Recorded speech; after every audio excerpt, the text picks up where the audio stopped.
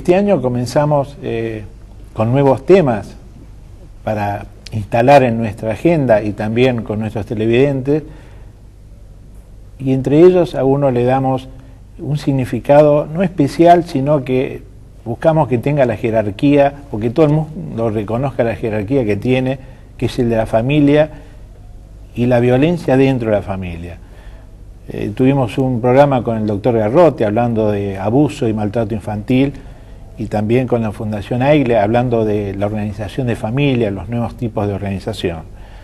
Bueno, hoy también tenemos referentes, en este caso para hablar de violencia familiar, que es una asociación, Mujeres en Acción, de la cual nos acompañan dos de sus integrantes. Muchas gracias, Noemí, gracias, Susana, por estar con nosotros y poder compartir unos minutos que nos interesa llevar información y llevar alguna lucecita para muchos televidentes que por ahí están pasando por alguna situación o conocen alguna situación y no saben qué hacer. Sí, bueno, nosotros trabajamos todo violencia familiar, los distintos tipos de violencia familiar, ¿no? Porque algunas son golpeadas, pero otras tienen violencia psicológica, violencia económica, o sea, no les dan ni un peso para nada. Claro, es decir, cuando hablamos de violencia familiar no estamos hablando exclusivamente de la parte física de la mujer golpeada, sino de distintas formas. Tipos de violencia. Generalmente después se desencadena en una violencia física, pero primero empieza como una violencia psicológica, desmereciéndola, haciéndola sentir muy mal, y después empiezan con la violencia física. Las mujeres generalmente que padecen violencia creen que eso solo le pasa a ellas. Y bueno, lo bueno de estos programas en televisión, en radio, porque así ellas se dan cuenta que esto no le pasa solo a ellas, le pasa a muchas.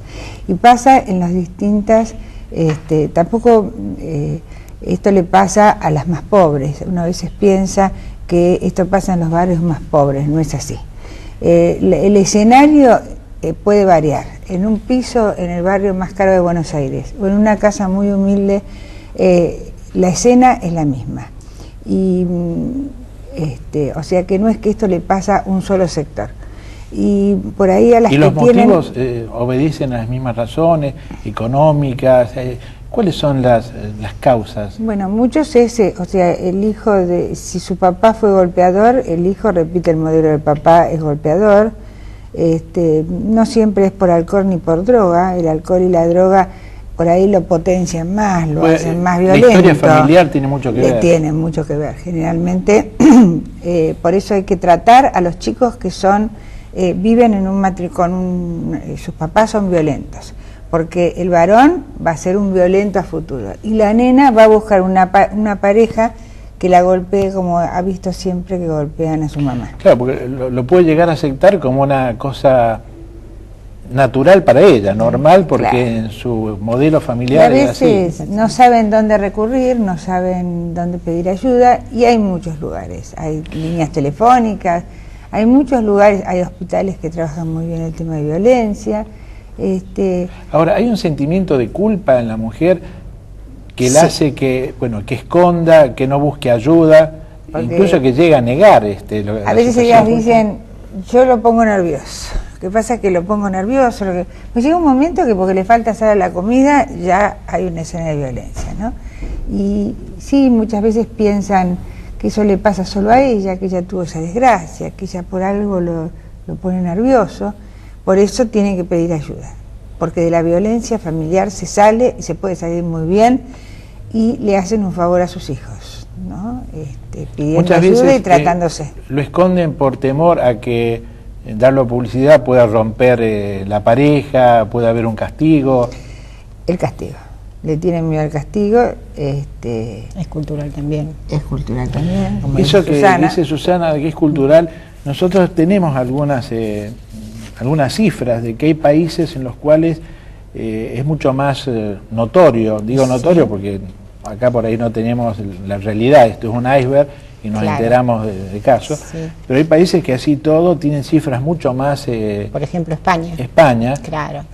Por un lado, en España es una sociedad muy violenta, ¿no es cierto? Está sucediendo esto en las familias, y por otro lado también se están animando a decirlo, se están animando a publicitarlo, a instalarlo en la sociedad, y desde el momento en que ese tema sale de lo privado, ¿no es cierto?, que deja de ser un secreto y se lo puede contar, es el primer paso ya para el tratamiento, para poder salir de él, ¿no es cierto? El problema más serio, además de tener la violencia, es ocultarla.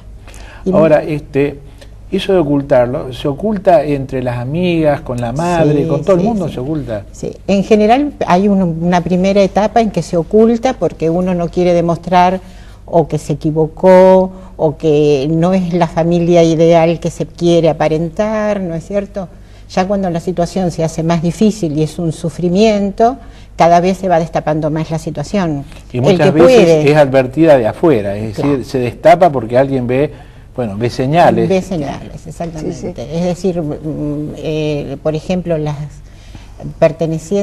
mujeres pertenecientes a clases económicamente más altas disimulan mejor, tienen más elementos para hacerla. La de clase baja capaz que no lo disimula o lo aceptan porque se da mucho o solidariamente se cuentan entre ellas y se ayudan. Claro, pero sucede en todas las clases. Lo que vos decías es que las clases que socialmente tienen más exposición, sí, por ahí tienen más vergüenza, las puede afectar más en su imagen, ¿verdad? Es un acondicionamiento económico también, ¿no? Claro. Yo diría que vamos a hacer una pequeña pausa y volvemos sobre esas señales, sobre cómo le podemos llevar, contar a la gente que este tema de violencia es mucho más grande de lo que se ve y cómo podemos ayudar. Estábamos en que el tema de violencia familiar es como un iceberg, es decir, lo que se ve, lo que se conoce, no significa que sea el tamaño real de la situación. Nosotros tenemos algunas cifras de que en la Dirección General de la Mujer porteña, en el año pasado, hubo cerca de 13.000 llamados por violencia familiar, y 1.000 y tantas, 1.800 por maltrato infanto-juvenil, a través de una línea gratuita que vamos a dar publicidad.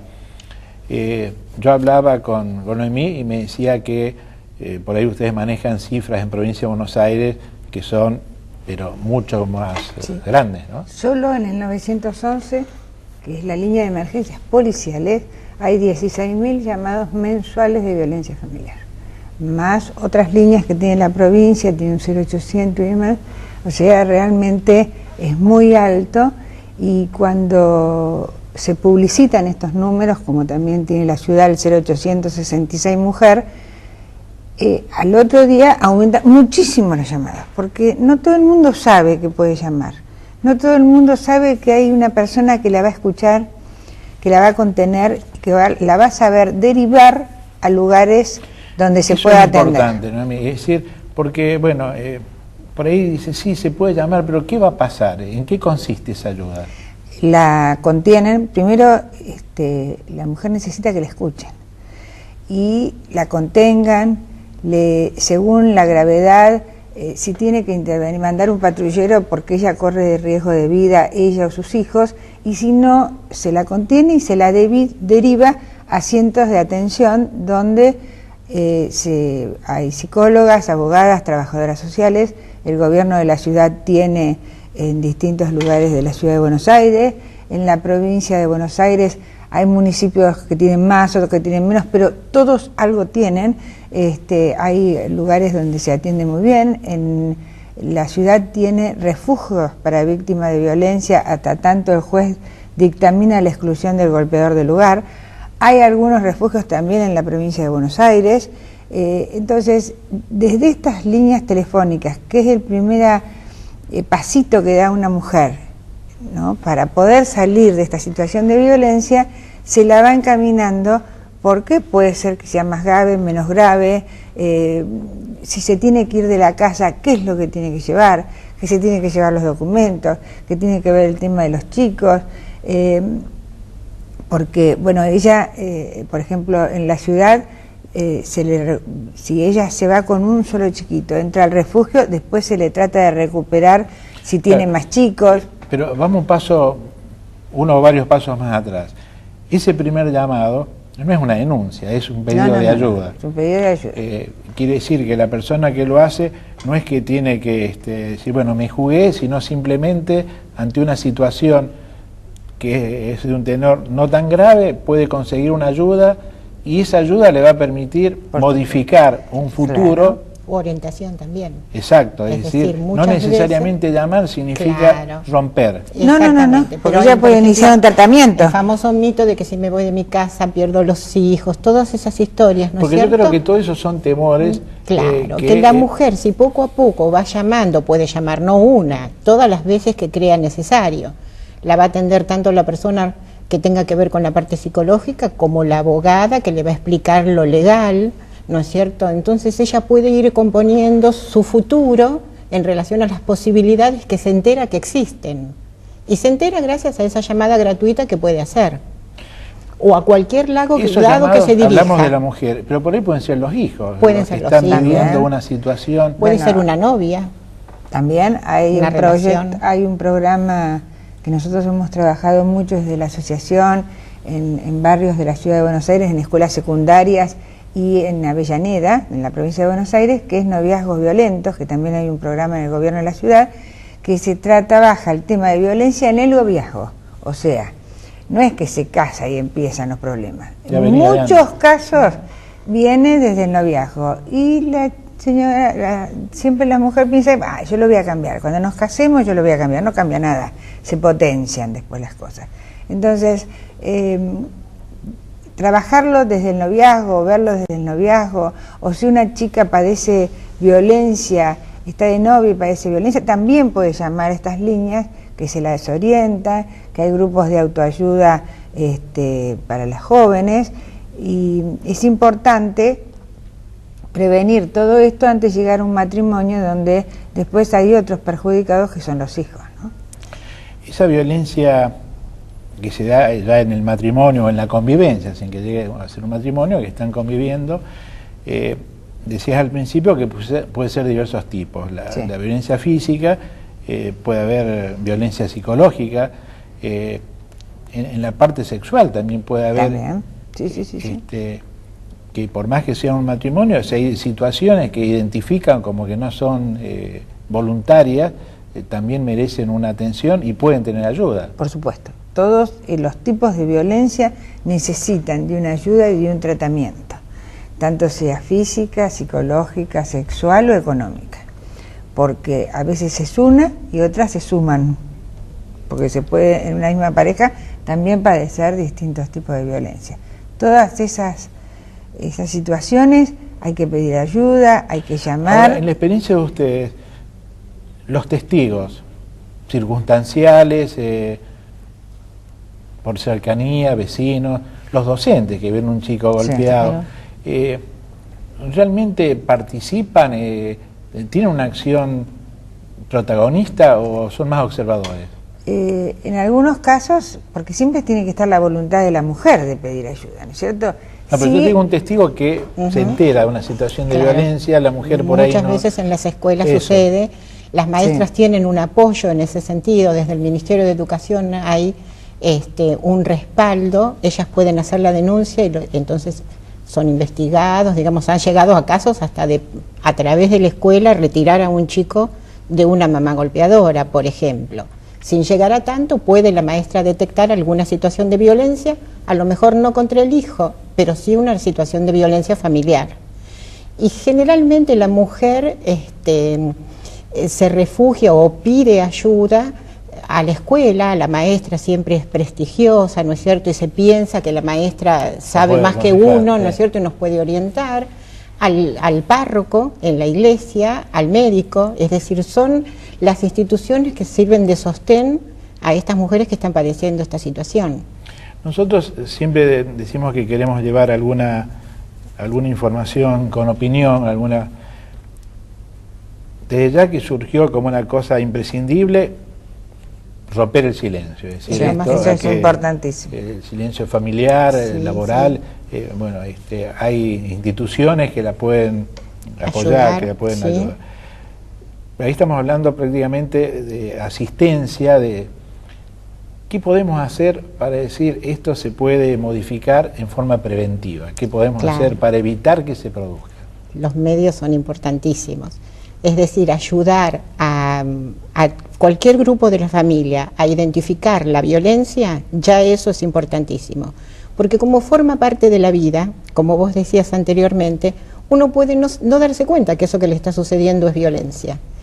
Nosotros cuando hicimos los cursos en un colegio secundario de la Municipalidad de Buenos Aires, acá en el barrio de Mataderos, lo que hacíamos justamente a los adolescentes era ayudarles a identificar la violencia.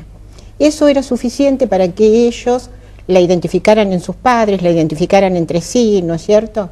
Era un buen ejercicio y fundamentalmente cuando uno la detecta, digamos que puede evitar seguir en ella, ¿no? Nosotros hacemos, recordé con lo que decía Susana, todos los años para noviembre una campaña por la no violencia en las canchas de fútbol. Y entregamos, cuando llegan los hombres al estadio, porque tratamos de ir a un lugar donde la mayoría del público es masculino, unos folletos donde con determinadas preguntas. Si tienen muchos, sí, en su familia padece violencia y tiene que pedir ayuda, damos los números de teléfono y los jugadores salen con una bandera que dice no a la violencia contra la mujer y nosotros en el entretiempo damos vuelta por la cancha. Muchas veces no damos abasto, todas las que estamos trabajando en el tema de las preguntas de los hombres en la cancha, no le pasa a él, por supuesto, le pasa al hermano, al cuñado, al primo, ¿dónde puede ir? Porque esto le pasa a mi hermana, no sabemos si realmente es así o le está pasando a él, y él también quiere salir de esa situación y nos preguntan. El volante es movilizante. Hacer, ¿no? Bueno, es importante. Nosotros, nos interesa el tema y queremos hacer algo. Por eso ponemos a disposición de ustedes nuestros programas. Ya estuvimos juntos en la radio, ahora en la televisión, y como para llevar una palabra autorizada de gente que se dedica al tema, de que todo se puede modificar, que hay cosas que se pueden a tiempo actuar y evitar males mucho mayores, y que hay lugares que realmente pueden hacerse eco. Y que hay que tomar conciencia, ¿no es cierto?, que la violencia hacia una persona es un delito, que uno puede denunciarla porque es víctima de un delito. No hay derecho a padecerlo, ¿no? Claro, está penalizado, pero a nosotros nos preocupa realmente cómo evitar llegar a eso, cómo colaborar para modificar. Es todo un tema de prevención, ¿no? Por eso el tema de trabajarlo en el noviazgo nos parece tan importante, porque escuchando a los jóvenes, a los adolescentes, es increíble, ¿no? Lo que ellos cuentan, que han vivido en sus familias y cómo ellos, sin darse cuenta, están repitiendo el modelo de los padres. Y es importante, por eso durante la escuela secundaria, que es donde nosotros tratamos de enfocar este proyecto, trabajar este tema y hacerles tomar conciencia de lo que después puede ser su vida. Claro, y es importante también que las mujeres piensen no solo lo que ellas están soportando, sino el mal que le están produciendo a sus hijos, es lo peor, que le están por ahí hipotecando el futuro. Al tomar conciencia de eso las mueve a pedir ayuda con más facilidad, porque uno lo que no hace por uno toma valor y lo hace por el hijo, ¿no? Y lo importante es que sepan las mujeres que de la violencia familiar se puede salir muy bien, pueden vivir muy bien, tienen que pedir ayuda. Solas es muy difícil. Bueno, yo les agradezco mucho que nos hayan acompañado y bueno, vamos a volver sobre esto. Un gusto.